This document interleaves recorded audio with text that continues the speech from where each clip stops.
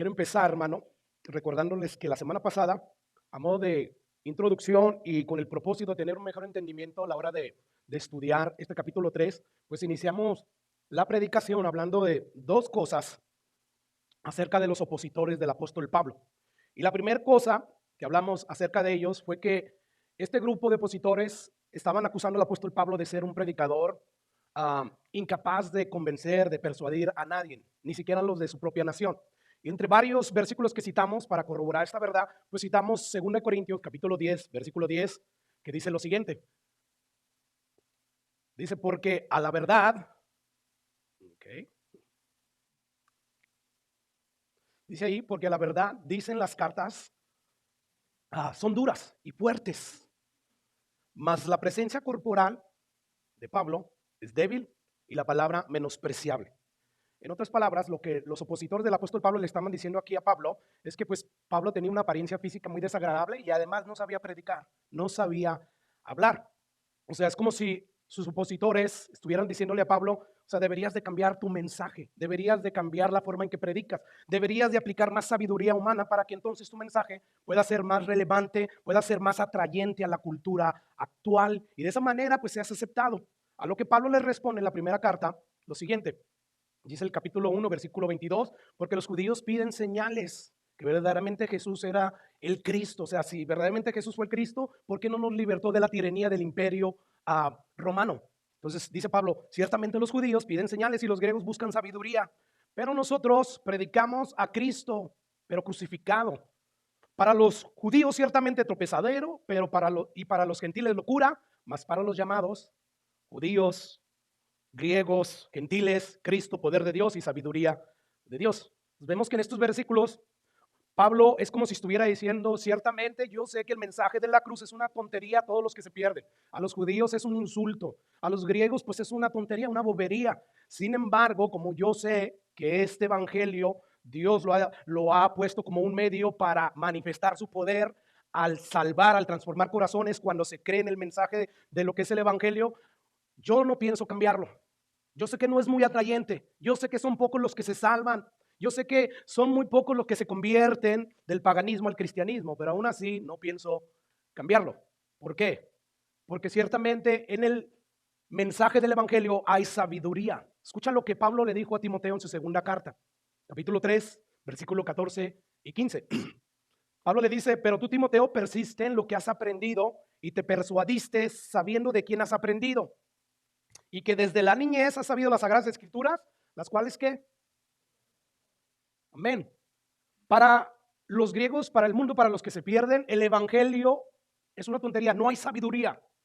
Sin embargo, para los que hemos recibido el Espíritu de Dios, los que hemos sido regenerados, transformados, para nosotros sabemos que las escrituras está llena de verdades que nos pueden hacer sabios, ¿para qué? Para la salvación. Es que vemos entonces, hermanos, que los griegos se la pasaban buscando sabiduría humana, juntamente con el resto de todos aquellos que se pierden, y ellos, el mensaje de la cruz, a ellos les parecía una tontería. Pero como hemos visto, esto es todo lo contrario, porque el mensaje del evangelio está lleno de sensatez, de sabiduría para cualquier pecador que quiera encontrar la salvación en Cristo Jesús. Y el apóstol Pablo sabía muy bien esto. Y es por eso que él no se avergonzaba del evangelio. No le daba miedo a él y mucho menos vergüenza predicar este mensaje. O sea, a él no le importaba que lo tildaran de un predicador incompetente a los ojos de los seres humanos. Pero a los ojos de Dios, Pablo ya nos dijo, Dios nos hizo ministros de un nuevo pacto y nos hizo ministros competentes. Así es que ciertamente para el mundo él no era competente, pero para Dios en el mundo espiritual era muy competente, muy capaz debido al mensaje que él predicaba y al Espíritu de Dios que obra a través del mensaje del evangelio. Así es que es como si Pablo dijera, aunque sean pocos los que se salven, yo me voy a mantener fiel a este mensaje. Lo voy a mantener íntegro, tal así como lo recibí de Jesucristo cuando se me apareció, así lo voy a dar. Y así murió Pablo dando ese mensaje. Y eso es lo mismo que debemos de hacer nosotros, los que nos decimos que somos discípulos de Jesús, que somos iglesia de Jesús. Así que esta fue la primera cosa que nosotros vimos que los opositores de Pablo estaban haciendo, que estaban acusando a Pablo de ser un predicador incompetente. Pero la segunda cosa que también vimos fue que los opositores del apóstol Pablo, mayormente los apóstoles, estaban propagando dentro de la iglesia de Corinto la herejía que decía que para poder ser salvos era necesario creer en Jesús y guardar también los mandamientos, los preceptos, las ceremonias de la ley, como circuncidarse. Y es por eso que el apóstol Pablo se da la tarea en este capítulo 3 de hacer un contraste entre el nuevo pacto y el viejo, con el fin de echar a tierra esta herejía, al demostrarle a sus opositores que el viejo pacto, que exigía, hermanos, que guardaran los preceptos y la ceremonia de la ley a la perfección, ya había sido abolido por el sacrificio perfecto de Jesús y sustituido precisamente por el nuevo pacto que Jesús inauguró cuando murió y resucitó. Y vimos el versículo 6 del capítulo 3 que dice lo siguiente. Dice Pablo, el cual asimismo nos hizo ministros competentes de un nuevo pacto, no de la letra, sino del espíritu, porque la letra mata, más el espíritu, ¿qué? Vivifica. Aquí vemos a Pablo ya empezar a mostrar de una manera notable lo superior que es el nuevo pacto comparado con el viejo pacto. Y Pablo es como si estuviera diciendo ahí, déjenme les digo que Dios nos hizo ministros capaces, competentes, no del viejo pacto, porque el viejo pacto mata, condena. No, Él nos hizo ministros de este nuevo pacto, un nuevo pacto que es incomparablemente superior al viejo pacto por varias razones. En primer lugar, como vimos la semana pasada, ¿por qué este nuevo pacto es infinitamente superior al viejo? Porque este nuevo pacto vivifica, da vida eterna, mientras que el viejo pacto, que era lo que hacía, condenaba.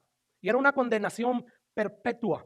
Así que estos versículos y otros que vimos la semana pasada nos llevaron a concluir que los opositores de Pablo, mayormente los falsos apóstoles, como Pablo los llama más adelante en su carta, pues estaban propagando esta herejía que decía que para poder ser salvos era necesario creer en Cristo y guardar la ley. Bueno, he aquí las dos cosas acerca de los opositores del apóstol Pablo, de los cuales hablamos la semana pasada, a modo de introducción y con el propósito de tener un mejor entendimiento a la hora de estudiar los versículos del capítulo 3. Si tú no tienes estos lentes, estas cosas que estaban sucediendo, se te va a hacer muy difícil entender esta carta a los Corintios, que ya les he mencionado que la mayoría de los comentarios que he leído han sido varios libros, no se ponen de acuerdo y ellos mismos dicen, esta es una carta difícil de interpretar, pero muchas veces es por estas verdades que están detrás de estos versículos que a veces se dificulta poder interpretarlas de la manera correcta. Entonces, de ahí, hermano, ¿qué fue lo que hicimos? Pues empezamos a ver algunas razones que Pablo da para mostrar la superioridad del nuevo pacto, para así echar a tierra esas herejías y convencer a los corintios de que lo único que se necesitaba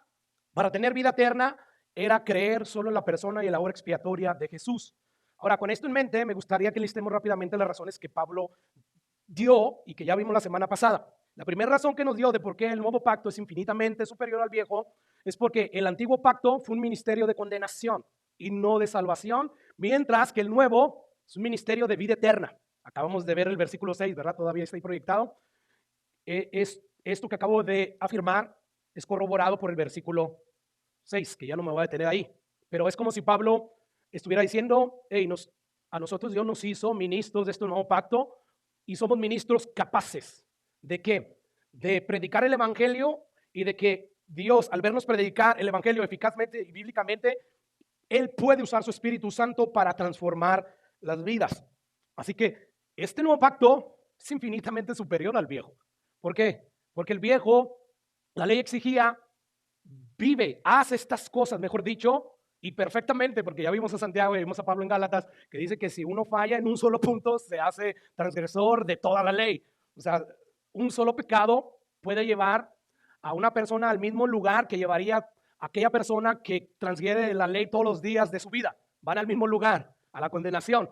Entonces, Pablo aquí nos está diciendo que por esa razón, el nuevo pacto es infinitamente superior al viejo. Así que esto nos enseña, como dijimos la semana pasada, hermanos, que nosotros somos discípulos de Jesús, por lo tanto, Dios nos ha hecho ministros competentes de este nuevo pacto y tenemos que predicar el evangelio. Si tú eres una persona que sigues creyendo en el viejo pacto, bueno, Pablo te dice, de nada te aprovecha Jesús. De la gracia has caído, estás desligado de Jesús, vas rumbo a la condenación.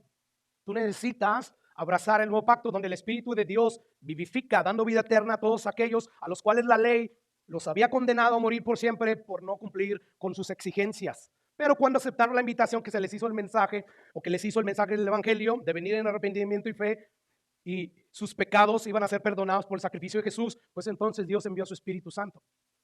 Ahora, yo creo que esta ya es una razón suficiente como para concluir que ciertamente el nuevo pacto es infinitamente superior al viejo. O sea, si nosotros estuviéramos aquí nomás por esa razón, pues diríamos, vamos a cerrar las Biblias, vámonos a nuestras casas y hay que esperar cómodamente el Super Bowl, ¿verdad? Sin embargo, hermanos, el espíritu que inspiró a Pablo a escribir esta carta, él sabe que el ser humano es necio, es terco.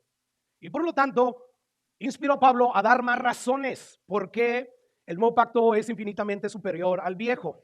Así es que Pablo nos da más razones. ¿Y cuál fue la segunda razón que Pablo nos dio de por qué el nuevo pacto es superior al viejo? Bueno, él dice, porque en el nuevo pacto la gloria de Dios es más gloriosa, es infinitamente más abundante, más grande que la del viejo pacto. Leímos los versículos 7. Y si el ministerio de muerte grabado con letras en piedra fue con gloria, o sea, note que el viejo pacto fue con gloria, había gloria y Dios se manifestó a través de prodigios, de milagros. ¿Recuerda las que fueron 10, 12 plagas? No recuerdo bien, las que hayan sido. Bueno, Dios hizo milagros, ¿verdad? Lo sacó de lo que era el poder, el imperio egipcio. Y luego, ¿qué hizo Dios? Otro milagro. El pueblo de Israel, al salir de Egipto, se encontraron con un mar, ¿verdad? El mar Rojo, y no podían pasar. Empezaron a ver el ejército de Faraón tras de ellos. ¿Y qué hizo Dios? Abrió el mar Rojo y pasaron ellos en seco. O sea, eso es gloria.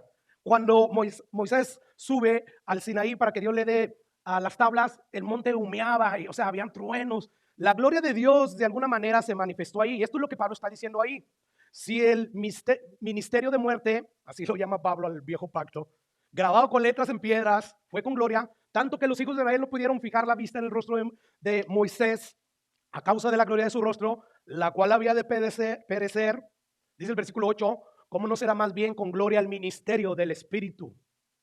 O sea, ¿qué es lo que Pablo está diciendo aquí?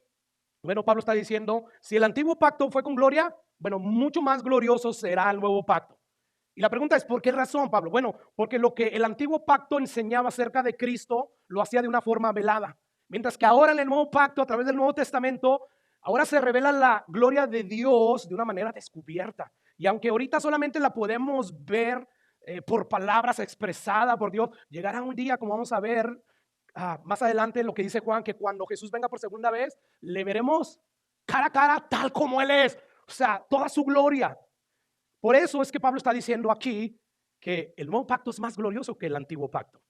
O sea, el Antiguo Testamento contenía la promesa de que venía un Mesías, ¿verdad? Que iba a salvar al pueblo de Israel. Mientras que en el Nuevo Testamento ya encontramos su cumplimiento total. Y es por eso que Pablo, para explicar el impacto que esa realidad debe producir en los creyentes del nuevo pacto, pues Pablo hace referencia aquí de ese acontecimiento muy conocido en la historia de Israel, que encontramos en el capítulo 34, 33 y 34 del libro de Éxodo. Escuchen lo que dice Éxodo 33, versículo 18 al 23. Está Moisés en el Sinaí, la presencia del Señor, y le dice él, Señor, te ruego que me muestres ¿qué? Tu gloria, o sea, tu persona, lo que tú eres, tu esencia, tu naturaleza, muéstramela por favor, quiero verte. Y luego le respondió Jehová, yo haré pasar todo mi bien delante de tu rostro. O sea, todo mi bien, toda mi gloria, todo lo que yo soy de alguna manera. Dice, y proclamaré el nombre de Jehová delante de ti y tendré misericordia al que tendré misericordia, seré clemente con el que seré clemente, pero no podrás ver mi rostro porque no me verá hombre y vivirá. Así que Dios le dice lo siguiente a Moisés. Dice el versículo 21, yo te proyecto ahí el 22 y el 23. Dice, y dijo aún Jehová, he aquí un lugar junto a mí, y tú estarás sobre la peña. Y cuando pase mi gloria, yo te pondré en una hendidura de la peña y te cubriré con mi mano hasta que haya pasado. Después apartaré mi mano. ¿Y qué es lo que Moisés iba a ver? Solo las espaldas de Dios, por así decirlo. Mas no verás mi rostro, porque ya dijo ahí que no hay hombre que vea el rostro de Dios y pueda seguir vivo. Bueno, todos sabemos que Dios es espíritu, ¿verdad? O sea, Dios no tiene manos, Dios no tiene espaldas, Dios no tiene rostro. Pastor, pero ahí acaba de decir la Biblia que sí. Bueno, es nada más. Dios está usando un lenguaje que Moisés pueda entenderlo. Y es por eso que él usa las cosas, o en este caso los miembros de nuestro cuerpo, para que Moisés pueda entenderle y Dios pueda comunicarse con él. Pero, ¿qué es lo que Dios le está diciendo a Moisés en este pasaje? Bueno, solo te voy a permitir tener una visión parcial de mi gloria. No vas a ver mi rostro, verás mis espaldas. O sea, nada más las espaldas. O sea, solamente un destello de mi gloria. Esto es importante, porque cuando lleguemos ahí a ese pasaje donde Pablo empieza a hacer alusión a este evento, pues entonces va a tener sentido lo que estamos nosotros diciendo. La pregunta es, ¿qué sucedió cuando Moisés tuvo ese vistazo parcial de la gloria de Dios? Bueno, Éxodo 34, versículo 29 al 30, nos da la respuesta. Dice lo siguiente: aconteció que descendió Moisés del monte Sinaí con las dos tablas del testamento en sus manos. Dice, al descender del monte, no sabía Moisés que la piel de su rostro resplandecía. Después que hubo hablado ¿con quién? Con Dios. O sea, por haber estado ahí con Dios esa segunda vez, porque el capítulo 32 de Éxodo, el pueblo de Israel se desenfrenó, Moisés no bajaba y le dijeron a Aarón, haznos un ídolo para adorarlo. Y bueno, todos saben la historia, ¿verdad? Baja Moisés, Dios le dice, baja porque ya el pueblo se ha desenfrenado, y él baja y de furia, coraje, quiebra las piedras. Pues vuelve a subir, y en esa primera vez Dios no le mostró mucho de su gloria, pero en esta, por petición de Moisés, Dios le da un poco de su gloria, un destello. ¿Y qué es lo que pasa? Pues al descender Moisés al pueblo, la piel de su rostro estaba resplandeciendo como el sol resplandece. Y bueno, ¿qué dice ahí? Que tuvieron miedo los que estaban ahí con Moisés, Aarón y ellos. ¿Qué es lo que estamos viendo aquí, hermanos? Que ciertamente el viejo pacto en este sentido fue glorioso. Sin embargo, esa gloria que se reflejaba en el rostro de Moisés no duró mucho tiempo. O sea, con el paso del tiempo, de los días, se desvanecía. Mientras que la gloria del nuevo pacto es permanente. Y es todo lo contrario. En vez de desvanecerse con el paso de los días, va creciendo. Es por eso que Pablo termina este capítulo 3 diciendo que nosotros vamos de gloria en gloria, siendo transformados. ¿Cómo? Por el Espíritu de Dios. ¿Cuándo? Cuando contemplamos la gloria de Dios sobre la faz, sobre la persona, sobre el rostro de Jesucristo. O sea, ya Pablo aquí, como sabe que los judíos estaban familiarizados con este pasaje, él está hablándoles de esta manera, él está haciendo ilusión a ese pasaje y está diciendo, ciertamente el viejo pacto fue con gloria. Y de hecho, Moisés, cuando bajó de hablar con Dios, la piel de él resplandecía. Y tuvieron miedo el pueblo de Israel a acercarse a él. Escucha lo que dice el versículo 9, porque Pablo aquí va a seguir hablando de esto. Dice, porque si el ministerio de condenación, otra vez, ¿fue con qué? Mucho más abundará en gloria el ministerio de justificación, que se está refiriendo, sí, al nuevo pacto, pero al final de cuentas al evangelio, a la persona, a la obra expiatoria de Jesús, al ministerio, como también Pablo lo llama, del Espíritu. Está hablando de una misma cosa. Versículo 10, porque aún lo que fue glorioso, sí, el viejo pacto fue glorioso, no hay duda de ello, no es glorioso en este respecto, en comparación con la gloria más eminente, más excelsa, más superior. Versículo 11, porque si lo que perece, tuvo gloria. Y aquí ya Pablo está afirmando que el viejo pacto pereció, la ley, eso de guardar la ley pereció. Pastor, entonces no debemos vivir para guardar la ley. Yo no te estoy diciendo eso. Lo que yo te estoy diciendo, por lo que dice Pablo en las Escrituras, es que tú no quieras venir delante de Dios a ganarte su favor, la salvación, con cumplir la ley. No, o sea, sí cúmplela, porque ese es el deseo que ya te pone el Espíritu Santo. Eso es lo que Pablo está aquí atacando, el querer agradar a Dios, el querer ganarte la salvación cumpliendo la ley. No puedes, es imposible. ¿Por qué? Si le he hecho ganas, pastor, es imposible, ya pecaste, mereces la muerte, la paga del pecado es muerte, ya no hay vuelta atrás. No puedes, por lo tanto, más bien refúgiate en este nuevo pacto, porque ese es un pacto que te da vida eterna. Así que Pablo está diciendo esto, porque si lo que perece tuvo gloria, mucho más glorioso será lo que permanece. Ahora, por otro lado, hermano, dice la Biblia que Moisés tenía que ponerse un velo en su rostro. Escuchen lo que dice el versículo 33 de ahí de Éxodo. Dice, y cuando acabó Moisés de hablar con ellos, ¿qué hizo? Puso un velo sobre su rostro. Y la pregunta es, ¿por qué tenía que ponerse ese velo Moisés? Bueno, Éxodo, hay dos razones por qué. Éxodo nos da una razón y Pablo, como vamos a ver ahorita, nos da esa segunda razón. Recuerda que lo que vimos en Éxodo capítulo 34, versículo 30, vamos a verlo de nuevo, dice ahí que Aarón y todos los hijos de Israel miraron a Moisés y aquí la piel de su rostro era resplandeciente. ¿Y qué pasó? Ellos tuvieron miedo de acercarse a él. Así que aquí está la primera razón. Ok, no teman, me voy a poner lo que es el velo. Después de que hablaba ya con ellos, ya se ponía el velo para que no temieran los hijos de Israel. Ahora usted dice, pero eso daba miedo, pastor. Sí daba miedo.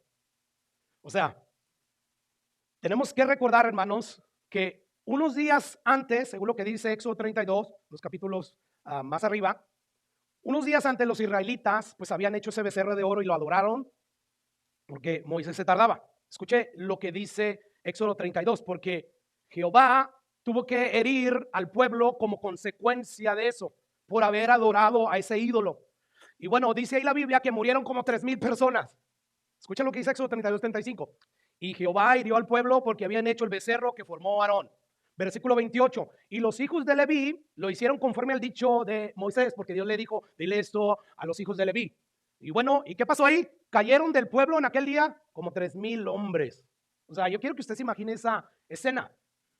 Porque días después, pues Moisés sube de nuevo al monte Sinaí y es cuando desciende, pues con su piel en el rostro resplandeciendo y ellos tienen miedo. ¿Y cómo no? Pues acaba de pasar esto. Enterraron aproximadamente 3,000 personas. Si cuando se entierra una persona, ¿verdad?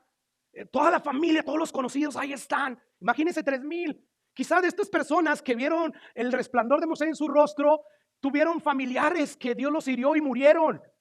Entonces ven a Moisés bajar con su rostro brillando fuertemente. O sea, eso era algo sobrenatural. Y ellos estaban plenamente conscientes de que había estado en la presencia de Jehová. Entonces, si Moisés, haber estado en la presencia de Jehová unos días, eso le pasó, o sea, trae algo sobrenatural. Wow, ¿qué no puede hacernos Jehová? Entonces, ¿qué tuvo que hacer Moisés? Pues se pone ese velo.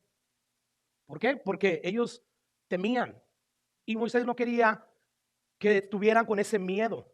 O sea, ellos al ver toda la mortandad que Dios causó, ellos sin duda alguna, como cualquiera de nosotros, tuvieron miedo. O sea, cualquiera de nosotros, al ver un suceso natural como ese, nos moriríamos de miedo, hermanos.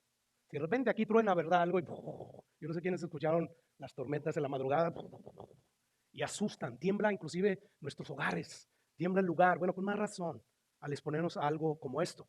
Ahora escucha a Pablo cómo él nos va a decir la segunda razón de por qué Moisés se puso ese velo. Según Corintios capítulo 3, versículo 13. Dice Pablo ahí, y no como Moisés. O sea, Pablo va a decir, por tanto, nosotros teniendo esta esperanza, usamos de esta esperanza con mucha franqueza, con mucha seguridad, y no como Moisés, que ponía un velo sobre su rostro. ¿Con qué propósito? Para que los hijos de Israel no fijaran la vista en el fin de aquello que había de ser abolido, terminado, acabado. O sea, no se fijen en esta gloria porque esta es pasajera. No, viene una gloria infinitamente mayor que esta de parte de Dios sobre la faz de Jesucristo. No pongan su mirada en el viejo pacto. Este es un pacto de muerte, de condenación que Dios trajo solamente para mostrarles lo pecaminoso que son ustedes y toda la humanidad. El propósito de la ley era eso, era servir como ayo, como instructor para llevarnos ¿a dónde? A Cristo.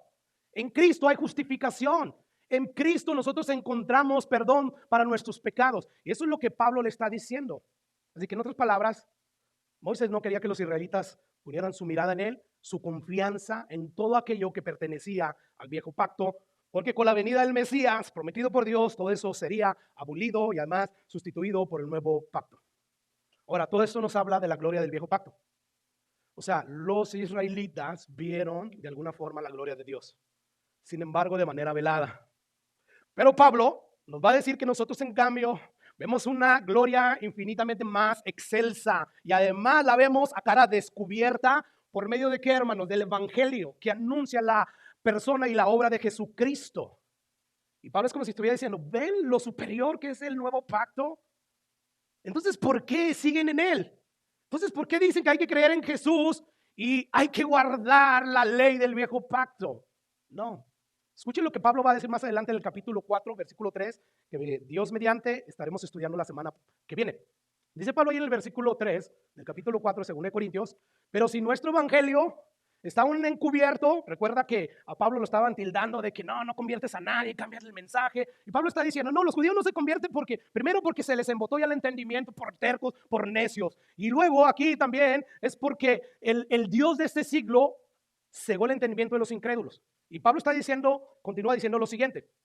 Pero si nuestro evangelio está aún encubierto, entre los que se pierden, está encubierto, en los cuales el Dios de este siglo, o sea, Satanás, cegó el entendimiento de los incrédulos, Fue como un juicio de Dios, ok, no quieren nada conmigo después de que he estado insistiendo, que vengan a mí, que se refugien en mí, y no quieren, bueno, aquí está mi juicio. Así que no vayas a ver a Dios que los confinó a todos. No, Dios es bueno. Dios es grande en misericordia. Dios ya hizo lo que tenía que haber hecho. Dice Romanos, ¿verdad? Capítulo 1, que Dios entrega a los humanos a una mente reprobada después de que ignoran el mensaje de Dios una y otra vez. Bueno, eso es lo que ha sucedido, pero de esto lo haremos más la próxima semana. Así que Pablo dice ahí que el Dios de este siglo cegó el entendimiento de los incrédulos. ¿Con qué propósito? ¿Por qué pocos son los que se salvan, pastor? Por esto, para que no le resplandezca la luz del evangelio de la gloria de Cristo, el cual es la imagen de Dios. Y yo me quiero detener aquí un momento, por si a alguien se le ocurre preguntar, pues entonces, o sea, preguntarle a Pablo, oye Pablo, pues entonces, ¿para qué predicar el evangelio? Si los inconversos están ciegos a la gloria que es revelada en Jesucristo, en el evangelio, ¿para qué? Tú nos acabas de decir que el Dios de este siglo cegó el entendimiento de los incrédulos para que no le resplandezca la luz del evangelio de la gloria de Cristo. Entonces, ¿para qué perder el tiempo predicando el evangelio a esta gente ciega? Bueno, Pablo responde, eso no es excusa. Dice, porque Dios, que mandó que de las tinieblas resplandeciese la luz, o sea, en otras palabras, porque el mismo Dios que en Génesis, cuando la tierra estaba vacía, desordenada, y Él mandó, sea la luz, y fue la luz, ese mismo Dios es el que resplandeció en nuestros corazones, no solamente en el de Pablo, en el de todos los creyentes. ¿Con qué propósito? Pablo nos dice, para iluminación del conocimiento de la gloria de Dios en la faz, en el rostro, en la persona, en la obra expiatoria de Jesucristo. En otras palabras, pregunta, ¿qué es lo que nosotros vemos en el nuevo pacto? La gloria de Dios. ¿En dónde? Bueno, según el versículo 6, capítulo 4, está ahí enfrente de ustedes, en la faz, en el rostro, en la persona de Jesucristo. Ahora, pregunta, según Éxodo 32, ¿qué fue lo que Moisés vio de Dios? Las espaldas, nada más las espaldas, no vio su rostro. Yo no sé si tú puedes ver el contraste que Pablo está haciendo aquí. O sea, la gloria del nuevo es infinitamente superior porque ahí vemos la gloria de Dios en la faz, en el rostro de la persona de Jesucristo a través del evangelio. Eso es increíble, más glorioso, y aunque hasta el momento solamente la estamos viendo de manera expresa, llegará un día, como dije al principio, que la veremos tal cual es. O sea, esto es algo increíble. Yo sé que se necesita fe, sobre todo imaginación para emocionarse. Pero esto es lo que Pablo está diciendo. Tú necesitas los ojos de la fe para poder ver lo glorioso que es este nuevo pacto en comparación al viejo pacto. Así es que Moisés solamente vio las espaldas de Dios. Pero hoy nosotros, todos los creyentes, podemos ver el rostro o la gloria de Dios en el rostro de Jesús. O sea, lo que Pablo está diciendo aquí es que nosotros vemos toda la gloria de Dios en Jesús y no solamente en sus espaldas. Esto nos enseña que a nosotros se nos ha concedido, hermanos, el enorme privilegio de ver lo que Moisés no pudo ver. Jehová, te ruego, muéstrame tu gloria. No puedes tú ver mi gloria y seguir viviendo, pero voy a hacer algo, te voy a mostrar mis espaldas. Hoy nosotros tenemos ese gran privilegio de ver lo que Moisés no pudo ver, y todo gracias al ministerio del Espíritu de Cristo, que con su muerte sustitutiva nos justificó delante de Dios, algo que el misterio de condenación de la ley no podía hacer con ni siquiera Moisés. Es por eso que Dios le dijo, no hay hombre que pueda ver mi gloria y continúe viviendo. Sin embargo, nosotros hoy podemos contemplar a cara descubierta, sí, como un espejo, dice Pablo, como un espejo. No podemos ver a cara descubierta la gloria de Dios literalmente con nuestros ojos, sino como un espejo. Sin embargo, llegará ese día en que veremos a Jesús tal y como Él es. Este es el capítulo que nos dice esto, que nos corrobora esto. Dice Juan, su primera carta, capítulo 3, versículo 2. Amados, ahora somos hijos de Dios. Y escucha, aún no se ha manifestado lo que hemos de ser.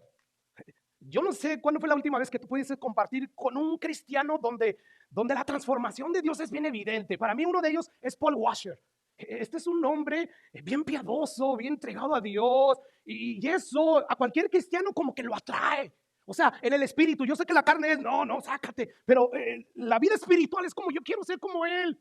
Yo quiero ser como Jesús. Bueno, aún no se ha manifestado lo que hemos de ser. O sea, esa gloria que se manifiesta por el poder del Espíritu Santo en hombres como Paul Washer y otros, es nada a lo que se va a manifestar De hecho, dicen los teólogos que si no fuera porque Dios nos va a dar un nuevo corazón y va a erradicar totalmente el pecado de nosotros, al vernos con esa gloria, en aquel día nos adoraríamos unos a otros. Pero eso no va a ser posible debido a que vamos a ser transformados, glorificados totalmente. Pero dice ahí Juan, aún no se ha manifestado lo que hemos de ser, pero sabemos que cuando Él se manifieste así, tal cual es, seremos semejantes a Él porque le veremos tal como Él es. Ok, ¿qué es lo que va a hacer Pablo de aquí en adelante? Bueno, es ampliar el punto.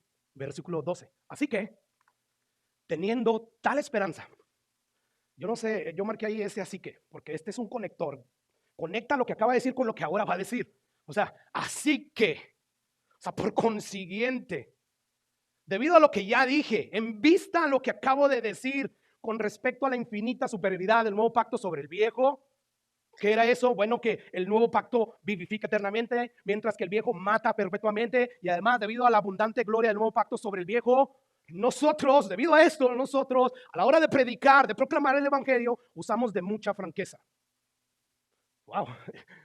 Es como que Pablo está tirando a tierra esas herejías y esas malas acusaciones que se levantaban contra él.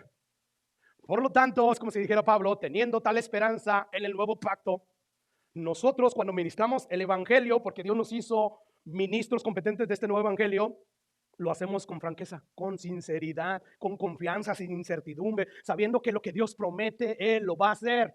O sea, Dios nunca nos va a avergonzar. Nosotros anunciamos las promesas de Dios, las cosas de Dios, lo que anuncia el evangelio con tal franqueza, con tanta sinceridad.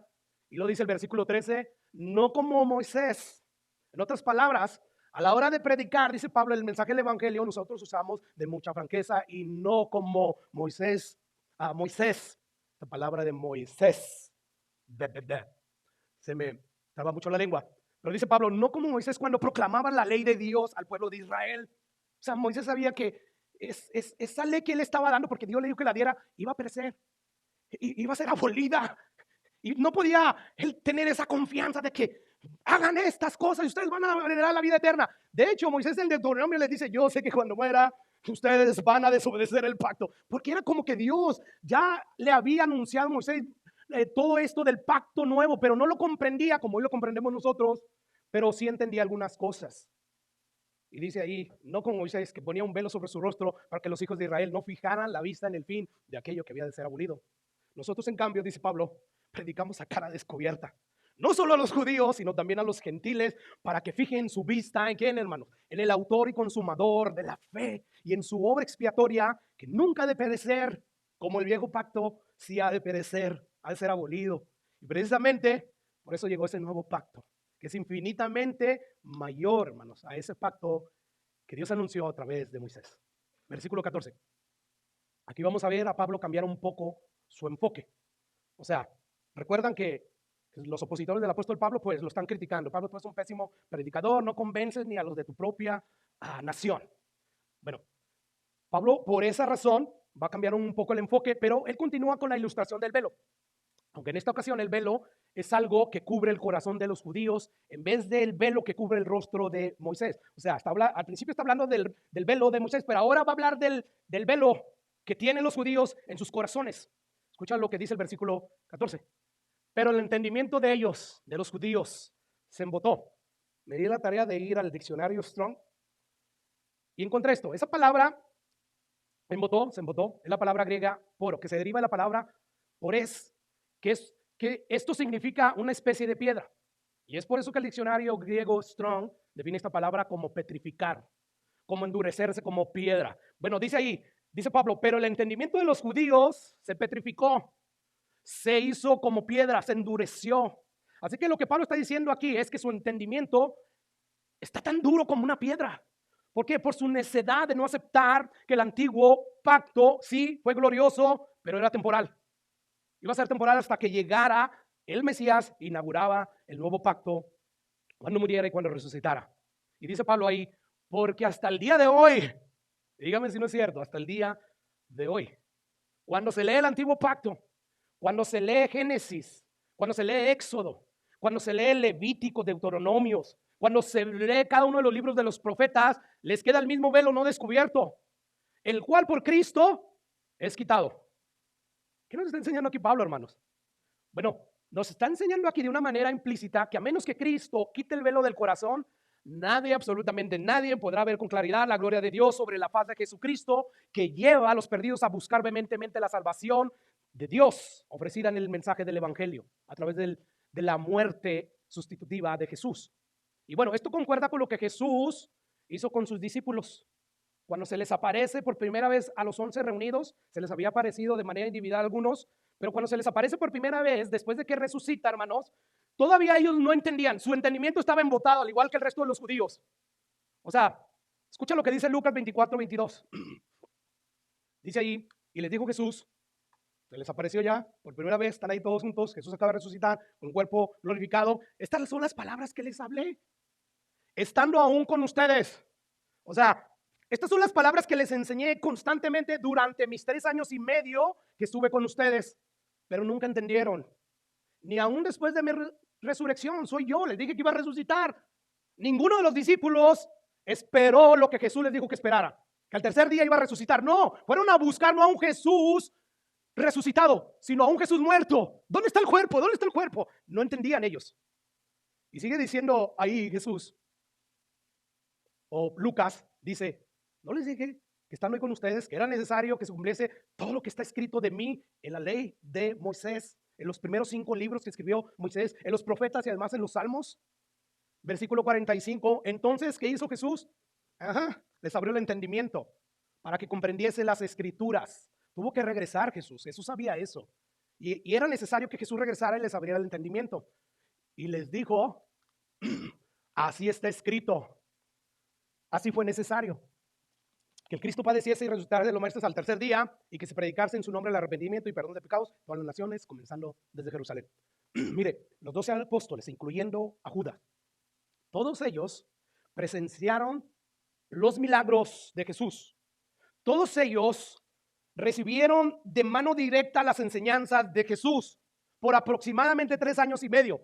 Y aún así no fueron capaces por sí solos de entender todo lo que las escrituras decían de Jesús, tanto los libros de Moisés como los libros de los profetas. O sea, ni siquiera el mismo Pablo tuvo la capacidad de entender las escrituras y ver la gloria de Dios en la persona de Jesús. Y eso a pesar, hermano, de que según la inspiración del Espíritu Santo, nadie era tan conocedor de la ley y guardador de la ley como Pablo. Escucha lo que dice Filipenses capítulo 3. Dice Pablo, el versículo 4, aunque yo tengo también de qué confiar en la carne, o sea, aunque yo tengo también de qué jactarme gracias a mi esfuerzo humano, si alguno piensa que tiene de qué confiar en la carne, yo más. O sea, si alguno cree que tiene motivos para confiar en Dios, de que lo va a aceptar por sus esfuerzos humanos, pues yo más. Escucha lo que dice Pablo. Circuncidado el 8º día, del pueblo de Israel, de la tribu de Benjamín. O sea, este vato era de pura cepa, de la tribu de Benjamín. Este sí era israelita, un verdadero hebreo. En cuanto a la interpretación de la ley, fariseos, los fariseos, si había alguien que estudiaba bien la ley, eran ellos, y para quererla guardar. O sea, no para ver a Jesús ahí, pero para guardarla. Y dice Pablo, en cuanto al celo perseguidor de la iglesia, en cuanto a la justicia de la ley que exige, intachable. Este era el apóstol Pablo según el Espíritu Santo de Dios. Sin embargo, vemos que aunque Pablo era un buen conocedor de la ley y se esforzaba por guardarla, Jesús, ¿dónde lo encuentra, hermanos? Para iluminar su corazón, para abrirle el entendimiento, porque se le apareció como una luz resplandeciente. ¿Dónde lo encuentra? Iba rumbo a Damasco, persiguiendo a la iglesia que el mismo Jesús había establecido y que les había mandado, vayan y prediquen el mensaje. Ahí lo encuentra el apóstol Pablo. Escucha lo que dice Hechos, capítulo 9, versículo 1. Dice, Saulo respirando aún amenazas y muerte contra los discípulos del Señor. O sea, ahí está el apóstol Pablo, el buen conocedor de la ley. Quizás se sabía muchos pasajes de la Biblia de memoria. Ahí está. O sea, en cuanto a la interpretación de la ley, fariseo. Y ahí está Pablo. Pero parece ser que él no entendía ni papas acerca de Jesús. Y dice ahí que amenazaba o que respiraba. O sea, para Pablo no había nada más importante que empezar a amenazar a los discípulos de Jesús a muerte. O sea, él estaba respirando eso y por eso dice que fue al sumo sacerdote a pedirle cartas. Versículo 2. Y le pidió cartas para las sinagogas de Damasco a fin de que si hallase algunos hombres o mujeres de este camino, los trajese, ¿qué? Presos a Jerusalén. Mas yendo por el camino, aconteció que al llegar cerca de Damasco repentinamente le rodeó un resplandor de la luz del cielo. A los ojos de Dios, ¡ay, Señor, mira tu iglesia! Quiere ser destruida, pero a los ojos, perdón, del ser humano, pero a los ojos de Dios, Dios sabe todo lo que está pasando. Dice, es necesario que yo intervenga. O sea, me place a mí, por el puro efecto de mi voluntad, quiero yo aparecérmele al apóstol Pablo, aunque es un enemigo de la cruz, de mis discípulos. Yo voy a ir y me le voy a aparecer a él. Dice ahí que repentinamente le rodeó un resplandor de la luz del cielo. Y esto me hace recordar a lo que Pablo afirmó en 2 Corintios capítulo 4 y 6, que ya vimos, pero lo vuelvo a proyectar ahí. Porque Dios, o sea, Pablo nos acaba de decir que el Dios de este siglo oscureció el entendimiento, ¿verdad?, de los incrédulos para que no le resplandezca la luz del evangelio. Pero y luego Pablo dice, porque Dios, que mandó que de las tinieblas resplandeciese la luz, es el que resplandeció nuestros corazones para la iluminación del conocimiento de la gloria de Dios en la faz de Jesucristo. Bueno, aquí Pablo experimentó esta verdad de manera literal. O sea, Jesús sabía que el entendimiento que Pablo tenía estaba embotado, estaba endurecido. Sí, se sabía la ley al derecho y al revés. Jesús sabía que Pablo todavía estaba queriendo guardar el antiguo pacto. Y aunque lo sabía y todo eso, tenía un velo, o sea, no podía ver a Jesús. Y eso a pesar de que leía y leía una y otra vez el Viejo Testamento y nada, no tenía la capacidad de ver la gloria de Dios sobre la persona de Jesús. Pero Jesús, Dios, que es grande en misericordia, movido a misericordia a él por el puro afecto de su voluntad, se le aparece a Pablo literalmente con su luz resplandeciente para iluminación del conocimiento de la gloria de Dios en la faz de Jesucristo. Y escucha lo que dice el versículo 4. Y cayendo en tierra, como no, Pablito, oyó una voz que le decía, ahora sí ya puede oír la voz de Jesús, mis ovejas oyen mi voz y me siguen, me obedecen. Saulo, Saulo, ¿por qué me persigues? Y yo quisiera dejar aquí la narrativa que nos da aquí Hechos 9 para ir a la narrativa que Lucas nos da en Hechos 26. Aquí vamos a encontrar al apóstol Pablo relatando también este suceso sobrenatural ante el rey Agripa. Pero aquí nos va a revelar algo muy importante, la Biblia, que corrobora lo que Pablo está enseñando en 2 Corintios 2, Hechos 26, versículo 16. Después de que Pablo narra que Jesús le dice o le pregunta, ¿por qué me persigues? Si dura cosa te es dar cosas contra el aguijón, dice el versículo 16, que le dijo Jesús, pero levántate. No está ahí el 16, pero se lo leo. Pero levántate y ponte sobre tus pies, porque para esto te he aparecido, para ponerte como ministro y testigo.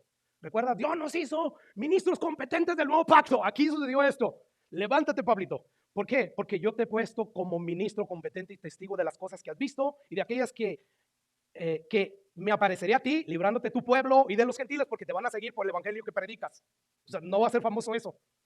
Y sigue diciendo ahí, a quienes ahora te envío, a los que me persiguen, a los que me quieren matar, sí, a ellos de predicarles el evangelio. Versículo 18, ¿para qué? ¿Para qué lo envió? Predicar el evangelio.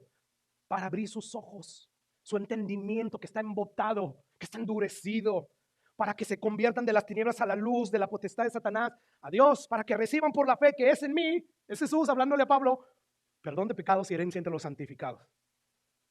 Así que yo puedo concluir que nadie podrá entender las escrituras al punto de llevarlo a ver la gloria de Dios sobre la persona de Jesús, a menos que Dios intervenga y abra el entendimiento a través de la proclamación del evangelio. O sea, Pablo no pudo entenderlo por sí solo, no pudo ver la gloria de Dios a través de la persona de Jesús, ni los mismos apóstoles de Jesús no entendieron ni jota, aun cuando Jesús les enseñó con peras y manzanas todo acerca del nuevo pacto y cómo iba a ser abolido el viejo. Yo no sé si tú recuerdas ese pasaje donde Jesús empieza a decirle a los discípulos, es necesario que yo padezca, y Pedro sale muy acá y quiere reprender, censurar a Jesús, porque le dice, no estés hablando de esas cosas, cancélalas. No le dijo eso, ¿verdad? Pero haciendo lo que hoy se hace. Bueno, dice Mateo 16, hermano, que a pesar de que Jesús le repitió hasta el cansancio a sus discípulos que era necesario que el Hijo del Hombre, como él se autollamaba a sí mismo, padeciera en manos de los mismos religiosos de su misma nación. Escucha lo que dice Mateo 16, 21. Desde entonces comenzó Jesús a declarar a sus discípulos que le era necesario ir a Jerusalén y padecer mucho de los ancianos, de los principales sacerdotes y de los escribas, y ser muerto y resucitar al tercer día. Ahora, vea la reacción que Pedro tiene ante esta declaración de Jesús. Jesús, el Dios, el creador de todo lo que existe. Dice el versículo 22, entonces Pedro, tomándole aparte, ven para acá Jesús. ¿Qué hizo? Empezó a reconvenirle. Esta palabra reconvenirle es como empezó a reprenderlo, empezó a desaprobar lo que él acababa de afirmar. No, que no te acontezca eso. Ten compasión de ti. ¿Y qué es lo que hace Jesús? le llama a Satanás. No, que él no le está hablando a Satanás. Un hijo de Dios no puede ser poseído totalmente o no puede ser poseído por Satanás, porque el mismo Espíritu de Dios está en ellos. Por lo tanto, más bien llama a Pedro Satanás. ¿Por qué le estaba hablando como Satanás? Me eres tropiezo. Tú no entiendes los planes de Dios y me estás pidiendo que desobedezca a Dios. ¿Dónde estuviste cada vez que enseñaba acerca de esto? ¿Dónde estuviste, Pedro? No, pues su entendimiento, ya nos dijo Pablo, que estaba embotado. O sea, a mí todo esto me enseña, me lleva a concluir que se puede tener conocimiento de la palabra de Dios, inclusive ese conocimiento puede haber sido impartido por el mismo Señor, quien inspiró toda la palabra, y aún así estar con el entendimiento embotado, endurecido, oscurecido. Porque como vemos, aún Pedro, a pesar de estar recibiendo las explicaciones de manera directa de Jesús acerca de todo esto, no entendió hasta que Jesús le abrió el entendimiento, ¿verdad? Mire lo que dice Lucas 24, porque este pasaje va a reforzar esta verdad. Aquí van dos discípulos de Jesús, tristes, cabizbajos, desilusionados, hacia una aldea que se llamaba Emaús. Y Jesús les sale al encuentro y después de decirles, es que no, pues Jesús, que no sabes, eres el único forastero que no sabe lo que pasó, crucificaron a mi Jesús y nosotros creímos que él iba a ser el Mesías y ya ves, no pasó nada. Aunque hay unas mujeres, unos discípulos que dicen que lo han visto, pero no sé. ¿Qué hace Jesús? Lo reprende. Versículo 25. Entonces les dijo, oh insensatos, tardos de corazón para creer todo lo que los profetas han dicho. No era necesario que el Cristo padeciera estas cosas y que entrara en su gloria. Y dice el versículo 27, entonces, comenzando desde Moisés y siguiendo por todos los profetas, no sé si está ahí esa. Ahí está. Y comenzando, ¿verdad? Desde Moisés. Ok, vamos a traer Génesis. Vamos a abrir, vamos a ir a Éxodo. Vamos a ir a Levíticos. Vamos a ir a Números, Deuteronomios. Comenzando desde ahí y siguiendo por todos los profetas. Ver qué dijo Ezequiel, qué dijo Jeremías, qué dijo Joel, qué dijeron todos estos profetas acerca de mí. Y ahí está dándoles una cátedra Jesús, ¿verdad? ¿Y qué pasó en el versículo, según el versículo 31? Entonces, y solo hasta entonces, les fueron abiertos los ojos y le reconocieron, mas él se desapareció de su vista. Entonces, hermanos, vemos de manera notable que la Biblia es muy clara al enseñar que a menos que Dios quite el velo del corazón de los hombres, nadie podrá ver la gloria de Dios sobre la faz de Jesús a través de la proclamación del Evangelio. De hecho, hay un pasaje más que se me vino antes de cerrar ese punto, y está en Hechos 16, versículo 13. Dice ahí que un día de reposo, dice Pablo, salimos fuera de la puerta junto al río, donde solía hacerse la oración, y sentándonos hablamos a las mujeres que se habían reunido. Versículo 14. Entonces una mujer llamada Lidia, vendedora de púrpura de la ciudad de Tiatira, que adoraba a Dios a la manera del Antiguo Testamento, que bueno, estaba oyendo. ¿Y qué hizo Dios? ¿Qué hizo Jesús?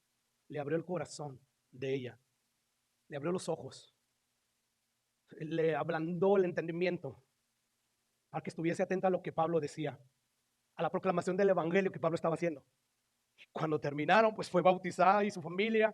Y dice Pablo, nos rogó diciendo, si habéis juzgado que yo sea fiel al Señor, entren a mi casa, quédense aquí. Nos obligó, dice Pablo. Para mí estas son evidencias de una transformación. ¿Pero por qué? Porque Dios le abrió el corazón. Es que como vemos, Pablo conocía muy bien esta verdad. Y es por eso que él no se avergonzaba de predicar este mensaje, aunque para los judíos él sabía que iba a ser tropezadero y para los griegos una locura, una tontería. Aún así no se avergonzaba y seguía. Porque el mismo Dios que dijo, sea la luz, es el mismo Dios que resplandeció en nosotros, en nuestros corazones. Y es el mismo Dios que puede a través de la proclamación del Evangelio resplandecer en esos corazones que no quieren nada con Dios. Por eso predico el Evangelio. Y por eso nosotros debemos de predicar este mensaje.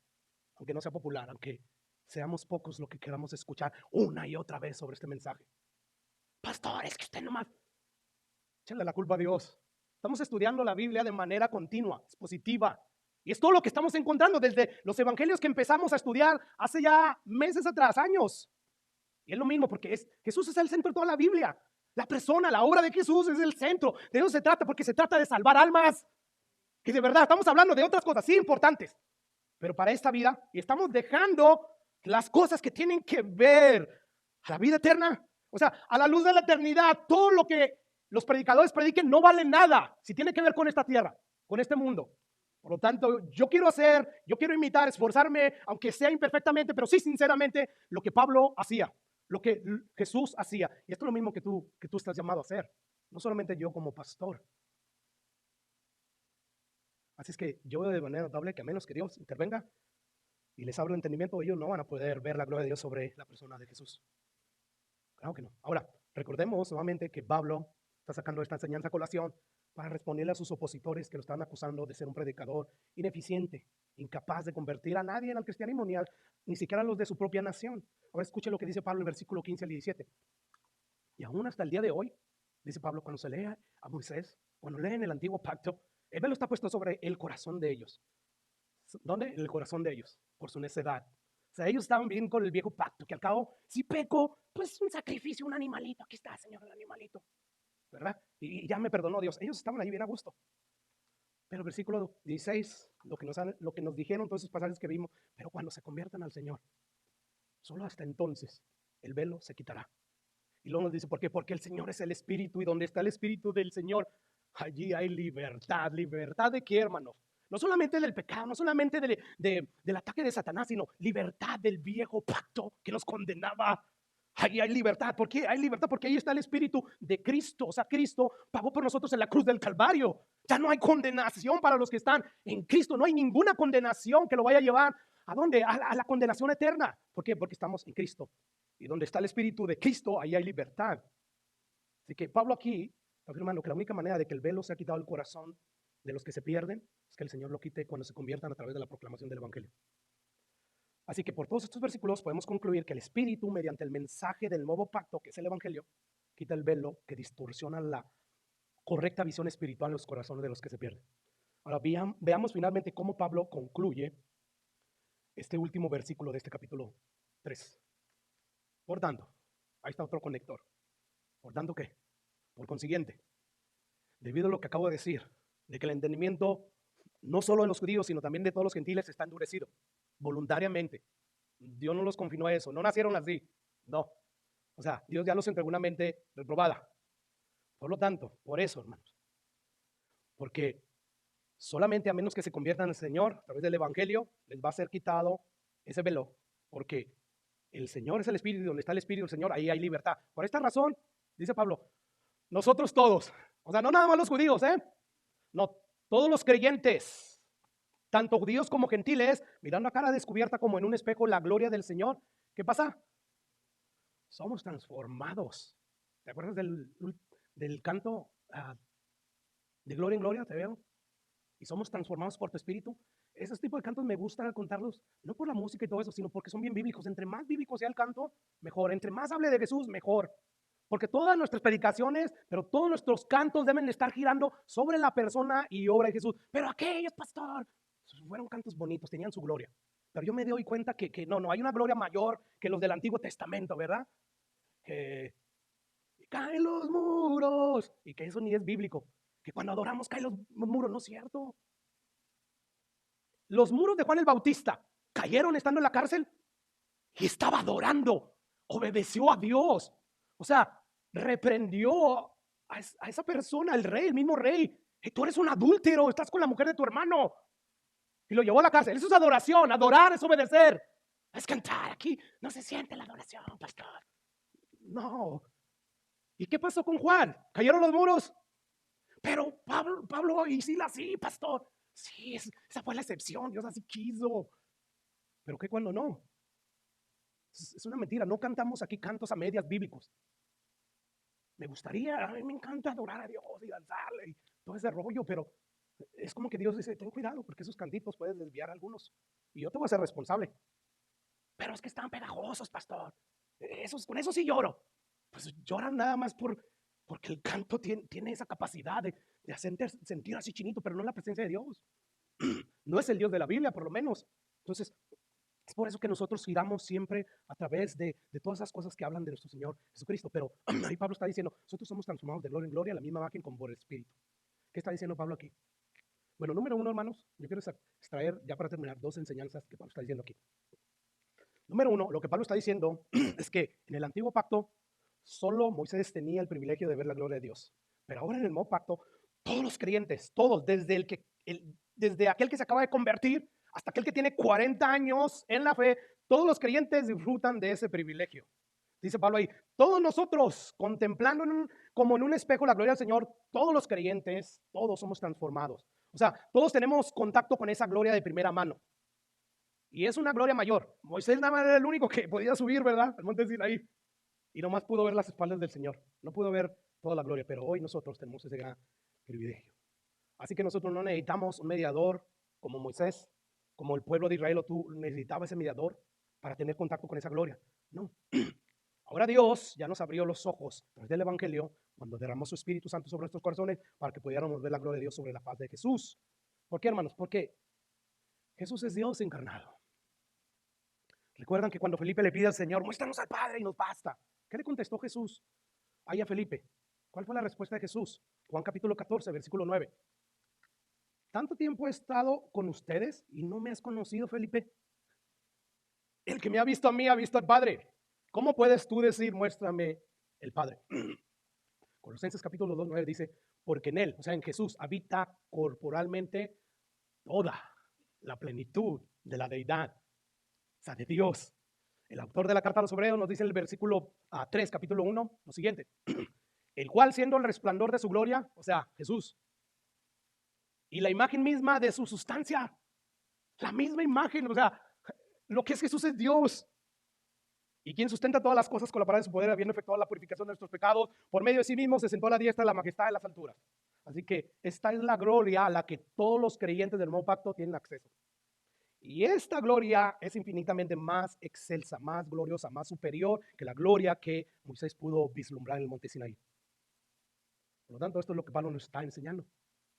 Todos los creyentes del nuevo pacto tienen acceso a la gloria de Dios en la paz de Jesucristo.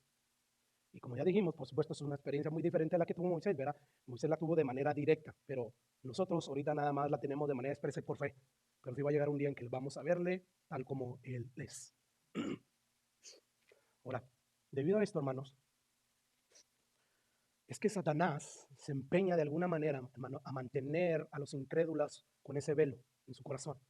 O sea, para que ellos no puedan ver o para que no les pueda resplandecer la luz del Evangelio de la gloria de Cristo, el cual es la imagen de Dios, como dijo Pablo, Satanás se esfuerza a hacer todo lo posible para que no se predique el Evangelio bíblico. Pastor, en aquella iglesia sí, es Cristo crucificado. Se habla del infierno, se habla del castigo eterno, se habla del pecado. No de manera ambigua, no de manera superficial, de manera como Pablo y Jesús habló. O sea, Satanás se empeña por eso en bloquear a que los predicadores prediquen el Evangelio bíblico. Porque el diablo sabe muy bien qué es lo que ocurre cuando el Espíritu Santo abre los ojos de un pecador para que pueda ver la gloria de Dios en Jesús. O sea, Satanás sabe que una vez que Dios le abra los ojos a ese perdido al haber obedecido el Evangelio, él sabe que va a empezar a ver a Jesús como lo más precioso, como lo más valioso. O sea, encontré finalmente el tesoro escondido, la perla, la moneda perdida. No la voy a soltar. Satanás sabe muy bien eso. El pecador no va a querer amar otra cosa ni adorar otra cosa que no sea Jesús. Sí, a veces no perfectamente cuando anda en la carne, pero regresa a Él. Y si no regresa, Dios lo trae de nuevo con azotes, con disciplina. No es perfectamente, pero sí sinceramente. Y es por eso que Satanás hace hasta lo imposible para que no escuchen el Evangelio. Y es por eso que Satanás usa las redes sociales, usa todo el entendimiento que hay. ¿Para qué, hermanos? Para entretenernos, gracias. Para no predicar el Evangelio. Pero soy cristiano, voy a la iglesia. Pablo sabía que estaba en juego la vida de los incrédulos, las almas. Por eso se dedicó toda su vida a predicar este Evangelio.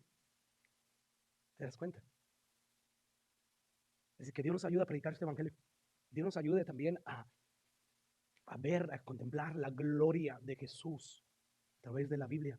Es ahí donde se revela nuestro Señor Jesucristo.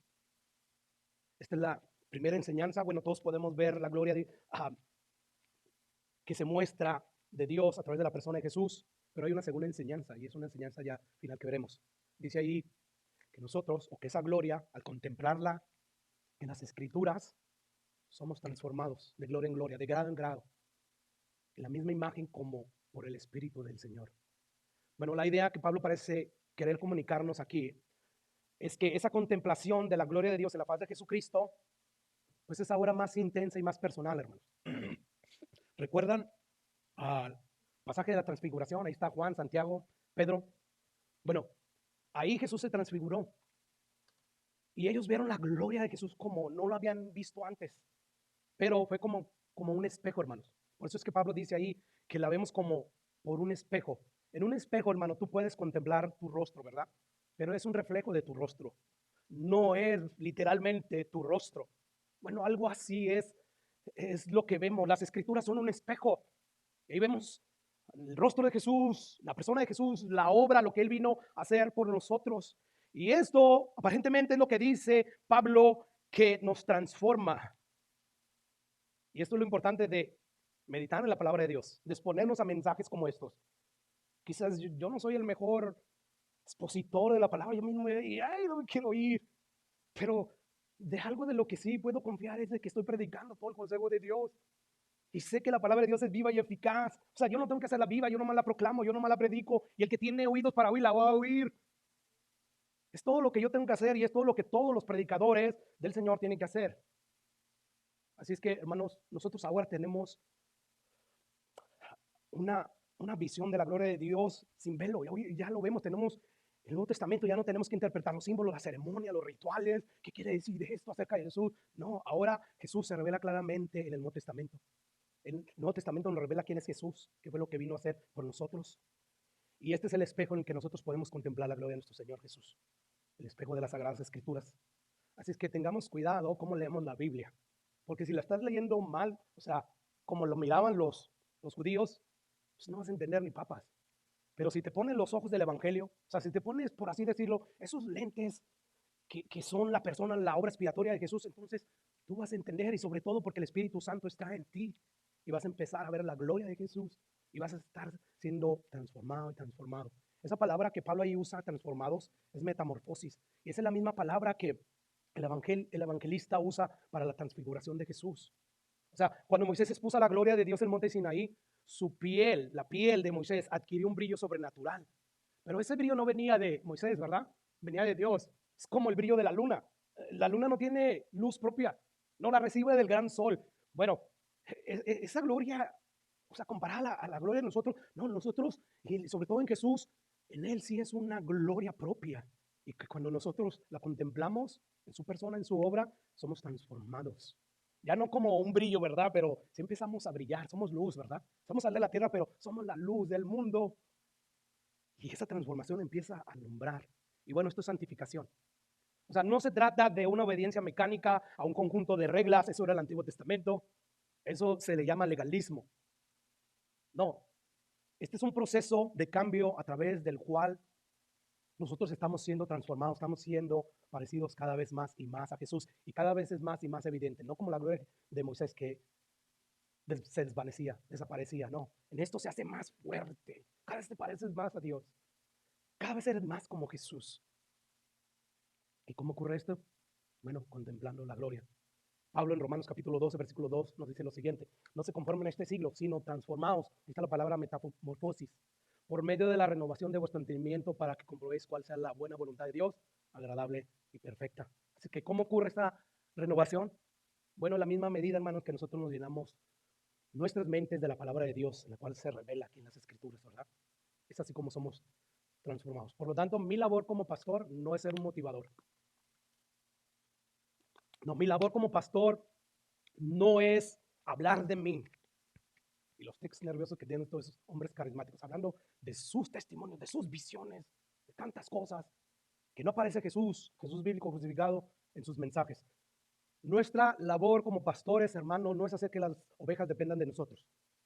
No, el objetivo de nuestro trabajo es exponer la Biblia de tal manera que todos puedan ver claramente la gloria y la hermosura de Jesús, para que te enamores de Él, para que te seas transformado cada vez más y más a Él. O sea, nuestro trabajo es hacerte ver a ti y a todo el mundo entero que no hay nadie como Jesús, que te conviene venir a Él.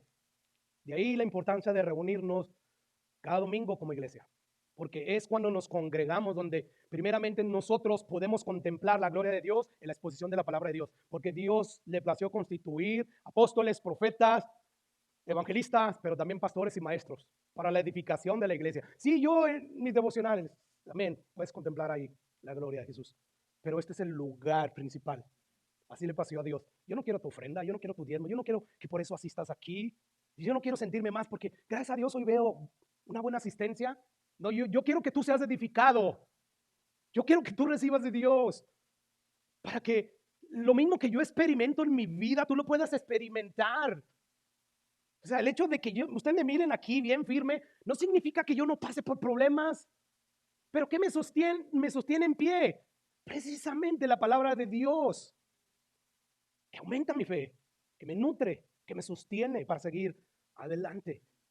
Es por eso que nosotros debemos de reunirnos domingo a domingo en el día del Señor, porque es ahí donde nosotros somos transformados a través de la exposición de la palabra de Dios.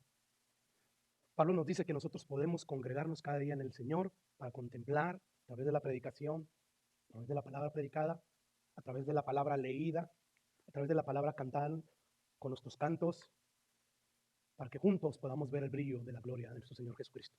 Porque ese brillo, esa gloria transforma. ¿Por qué, hermanos? Porque ese Jesús es Dios. O sea, Jesús posee todos los atributos que hacen a Dios Dios. Él es eterno, Él es inmutable, es omnisciente, omnipotente, Él es infinitamente sabio, infinitamente bueno, Él es infinitamente santo, como vamos a cantar al finalizar. Él es infinitamente justo, que a pesar de todo, Él no estimó el ser igual a Dios como a cosa que aferrarse, sino que se despojó a sí mismo tomando forma de siervo, hecho semejante a los hombres para humillarse todavía aún más, para sufrir una muerte y muerte de cruz. O sea, cuando tú ves eso, wow, qué Dios tan maravilloso tengo. Qué amor tan grande mostró por mí en la cruz del Calvario. Y Pablo está diciendo en este texto que todos los creyentes somos transformados contemplando estas cualidades de Jesús que hacen de él una persona incomparable, infinitamente superior a cualquier persona. En otras palabras, es la admiración por la persona de Jesús lo que transforma al creyente. O sea, si tú no sientes admiración por Jesús, no vas a ser transformado. Pero es que, pastor, pues yo no puedo forzarte a tener esa admiración. Pídele a Dios. Pídele a Dios. A lo mejor necesitas un nuevo corazón, a lo mejor necesitas que el Espíritu Santo abra tu entendimiento para que puedas ver cuando estés leyendo la Biblia la gloria de Dios sobre Jesús. Yo no sé si usted sabe, pero todo el mundo termina pareciéndose al objeto de su adoración. Esto es algo clave. O sea, todo el mundo termina pareciéndose al objeto de su adoración. Este es un principio que se repite una y otra vez en las Escrituras. O sea, tú te conviertes en lo que adoras. Esa es la enseñanza de Salmo 115.